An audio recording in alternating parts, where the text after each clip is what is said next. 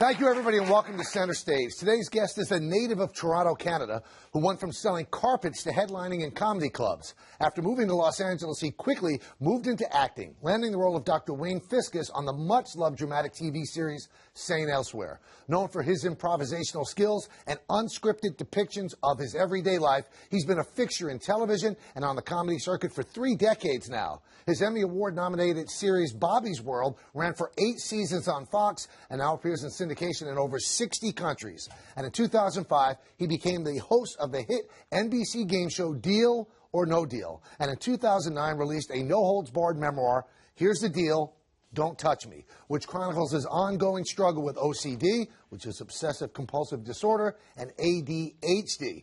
He is currently a judge on another NBC hit TV show, America's Got Talent, and his innovative show Mobbed returns to TV on Fox shortly. Please welcome a unique, clever, germ-fearing funny man, Howie Mandel. How you doing? Howie, how are you? I'm good. Well, thank you. Oh, sit down. That's crazy. That is crazy. Now, Howie, yes? You're like, I think, our 160th guest on the show. Wow, what an honor. Yeah, it's a big show. Oh, yeah. I'm 160. 160. Wow. I think Kevin Costner might have been number 1, so you're 160. Right. Okay, so... Kevin Costner, and then 160 people later, me. There you go. Is it an honor? It is an honor, I believe, but it's up to you to decide. Yes. But every single guest before, I've shook their hand. Not me. Right. Yes. Because you have that's an honor. Term. It is an honor. But I can't start the show without it. Well, so what I've done is I brought surgical gloves. All right. Because I'd like you to put on, I'll put one on, and this way we can shake hands. I'll shake hands if we're wearing gloves. Okay. Do you want me to do that? I'd love it. It's a little time consuming. It's all right. Look at this. Wow. If people are just tuning in now, they think, oh, look, they're doing a prostate exam. I put on the wrong hand. See, I don't even shake hands.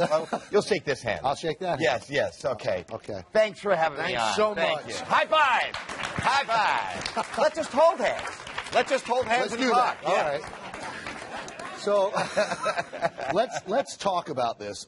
About what? About the fact that you are a bit of a germaphobe. A bit? Okay. I have OCD. That's just a little segment of my craziness. Okay. You know, I have OCD, which is obsessive-compulsive disorder. I'm not far from locking myself away in a room. As I sit here with you right now, I'm heavily medicated. Really? I am. No kidding. I take medication. Right. And so I can be out and about. Is it scary, Howie, though? If you live with me. Do you scare yourself, though? You know, I'm not scared. I'm just uncomfortable. I'm always uncomfortable. I'm never comfortable. But I'm comfortable in my awkwardness. And you know, you joke, but it must be tough on your wife and kids, right? You know, I've been with my wife for 35 years now, and she says what makes the marriage work is the fact that I'm on the road. So the beauty of me being here, I'm doing your show here in New York, not so much for you, but for the marriage. Right. Yes, she's thrilled. She is thrilled to have me here. It's tough on everybody around me, but I'm surrounded by very loving, caring people and really great professionals and good medication. So I couldn't be here. See, when you look at you now, I mean, you're an incredible success. I am. I'm incredibly successful. No, you clap and you laugh, but I am at a point now in my career where I'm the 160th person to be asked on a show. That's so true. It is. Yeah, but I mean, I've been really lucky. I would have never dreamed that I would have had a career, number one, and that I'd still be working, 30 some odd years later. Now, I wanted to go back to '99. You had a talk show, the Howie Mandel show. That got canceled. That got canceled. Right. Okay, and that started. Let's stay there for a moment. Okay, go ahead. It started a downward spiral. Well, I think with everybody's career, nobody has a smooth sail. I've had so many ups and downs. I really did good during the 80s and all through the 90s.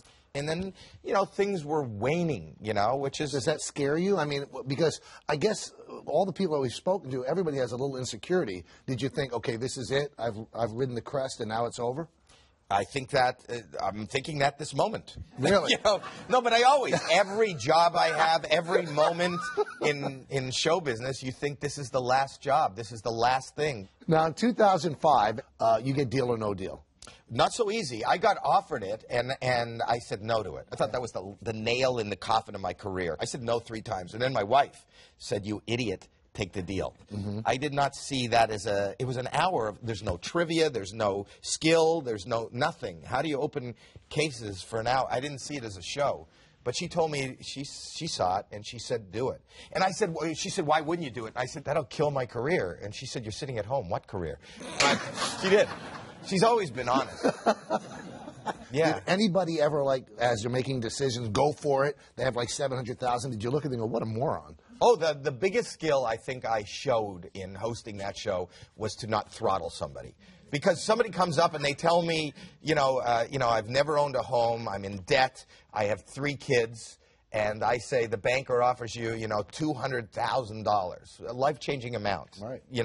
And they go, no deal. I'm going, what the hell are you saying? What are you, in my mind, I'm going, are you nuts?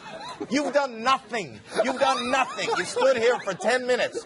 $200,000 would change your life. But with pride. It wasn't even like a big decision. No deal. With pride. You're just screwing up your life in front of millions. So that was really hard. But I felt for them. It was a really tough show for me because it was emotional. Even my cadence changed. Right. If you watch the tapes of the shows, I go, the offer is $200,000. And what I'm saying is, do you hear me? I don't talk like that. I talk you $200,000. But if there's a glaze over your face and you're standing there with nothing and the 3 kids are hungry, they're looking at the little table at the side of the production with the cookies, and I'm going, $200,000, and I can see that you're going, no, I know where the million is. I had a dream last night. What is wrong with you? America's Got Talent follows Deal or No Deal. Yes. You seem like the perfect host for that because... Host? I'm not a host. I'm a judge. Judged. That's not even a job. For 4 years before I joined the show, I sat at home in my underpants, watched it on TV, and said everything I'm saying on TV. For them to hire me, give me pants and a paycheck is ridiculous. They had to give you the pants. Yes. I don't bring pants to work. How about the fact that you have a little rivalry with Piers Morgan, who's no longer on the show? Talk about a rivalry. He left. That's it. Was that real? How annoying? It was real. Apparently, I was so annoying that he said goodbye. He couldn't take me anymore. I don't know. He said I'm the most annoying person in the world before I did anything.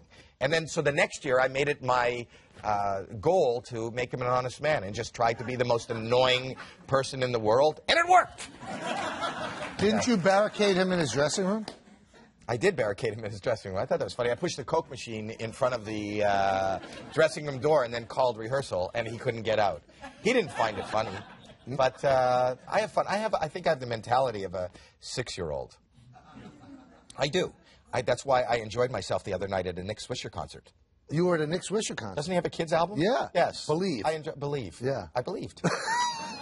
I was in the mosh pit. No kidding. Yes. That's beautiful. Well, I'm Jewish. I was in a mosh pit. I was up front. I have another show. You have another show called Mobbed. Mobbed is my baby. What is Mobbed about? I spend a lot of time on the internet. So I'm on the internet, I'm on YouTube, and I noticed the flash mob thing is taking over for the last 5 years. Are you familiar with what flash mobs are? For those, one guy knows what it is. So it's a large group of people spontaneous break into music and dance in weird places like a mall or a train station, and they're kind of funny, and billions of people are downloading them. And I thought, this is a great TV show, but it's not enough for a TV show. You got to tell a story. Right. What if you had a secret? What if you needed to share something with somebody that would change their life forever? Like easiest is to propose to somebody, or maybe even break up with somebody, come out of the closet to your family, quit a job, tell a spouse that one of the children is actually a Schwarzenegger. What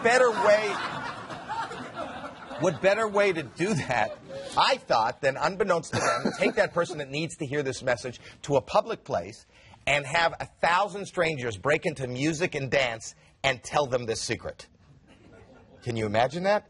It is, talk about awkward. It is awkward, it is emotional, it is funny, it is scary. It's got every emotion all packed into one show. And it's this extravagant musical and this hidden camera entity. What I've done is I've combined, punked and glee. It's glunked.